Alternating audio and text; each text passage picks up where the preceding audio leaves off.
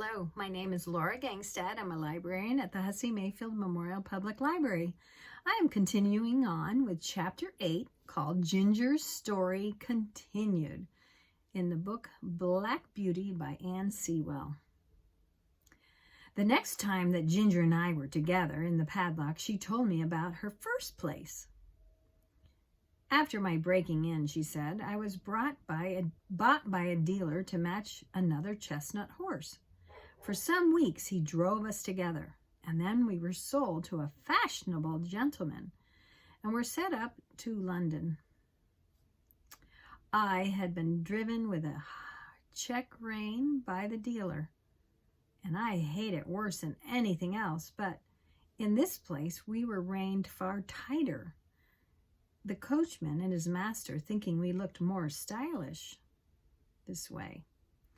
We were often driven about in the park and other fashionable places. You who never had a check rein do not know what it is, but I can tell you it is dreadful. I like to toss my head about and hold it high as any horse. But fancy now yourself, if you toss your head up high and were obliged to hold it there, and that's way for 4 hours together and not able to move it at all, except with a jerk still higher, your neck aches till you do not know how to bear it. Besides that, too, you have 2 bits instead of 1. And mine was a sharp one. It hurt my tongue and my jaw, and the blood from my tongue colored the froth that kept flying from my lips as I chafed and fretted at the bits and rein. It was worse when we had to stand by the hour waiting for a mistress or some grand party for an entertainment, and if I fretted or stomped with impatience, the whip was laid on. It was enough to drive one mad. Did not your master take any thought of you? I said. No, said Ginger. He only cared to have a stylish turnout, and as they called it, I think he knew very little about horses. He left that to his coachman, who told him I was an irritable temper, that I had not been well broken in to a check rein, but I should soon get used to it. But he was not the man to do it, for when I was in the stable, miserable and angry, instead of being soothing and quiet, by kindness, I only got a surly word and a blow. If he had been civil, I would have tried to bear it. I was willing to work and ready to work hard too, but to be tormented for nothing but with their fancies angered me. What right had they to make me suffer like that?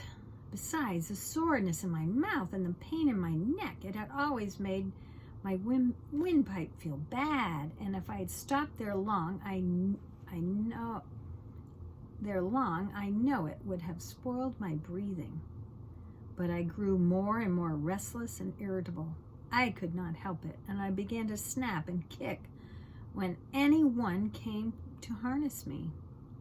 For this groom beat me, and one day, as they had just buckled us into the carriage and were straining my head up with the high rein, I began to plunge and kick with all my might. I soon broke a lot of harness and kicked myself clear. So that was the end of that place. Boy, Ginger's a spirited horsey. She's not going to let anybody hurt her. After this, I was sent to Tattersall to be sold. Of course, I could not be warranted free from vice, so nothing was said about that. My handsome appearance and good place soon brought me a gentleman to bid for me, and I was bought by another dealer. He tried me in all kinds of ways and all kinds of different bits, and he soon found out that what I could not bear. At last he drove me quite without a check rein, and then sold me as a perfectly quiet horse to a gentleman in the country. He was a good master, and I was getting along very well, but his old groom left him, and a new one came. This man was as hard-tempered and hard-handed as Samson. He always spoke in a rough, impatient voice, and if I did not move in the stall the moment he wanted me to, he would hit me above the hocks with his stable broom or fork, whichever he might have in his hand. Everything he did was rough, and I began to hate him. He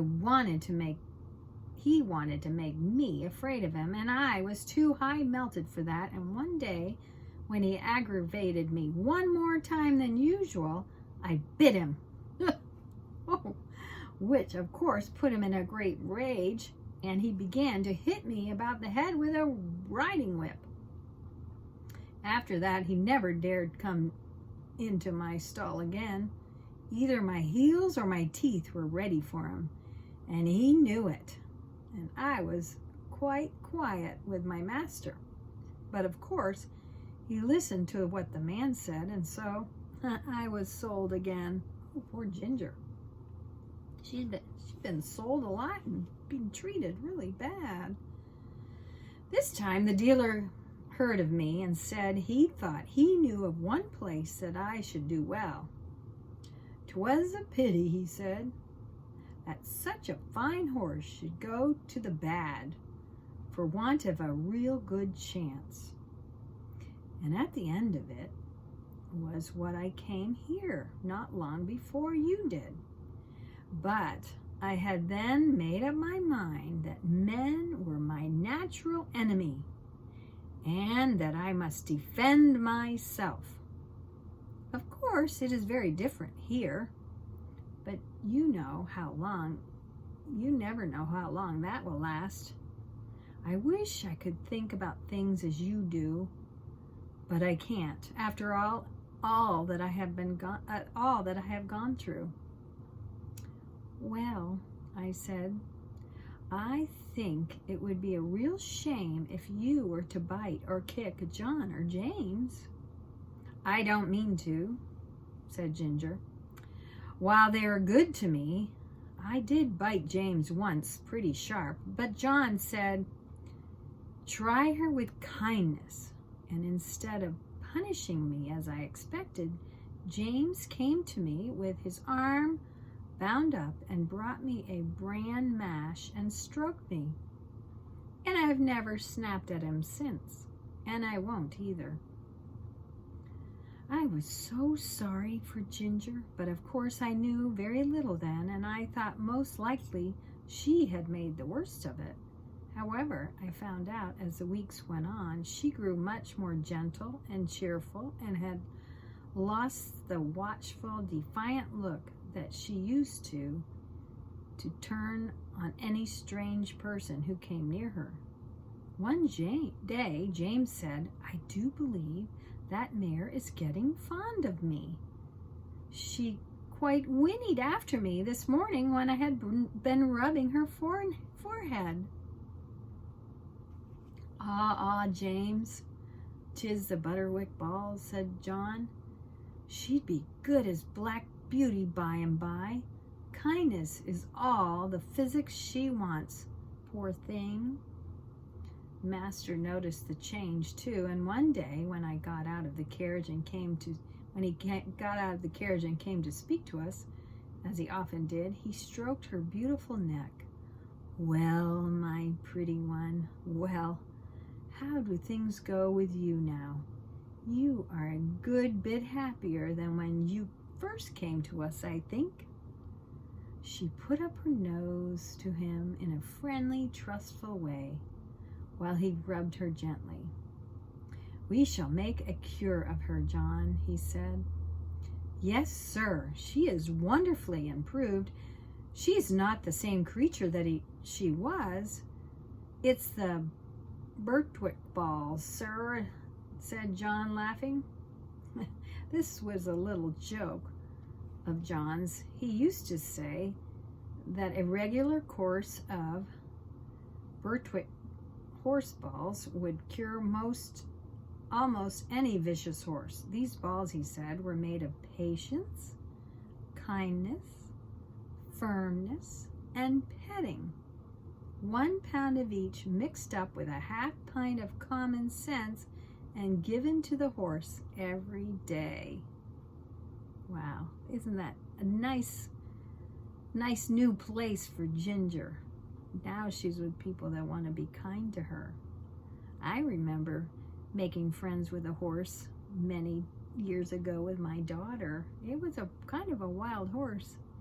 We used to bring peppermint candies, and we would suck on them first and then blow in his nose, and he loved it, and he became our friend.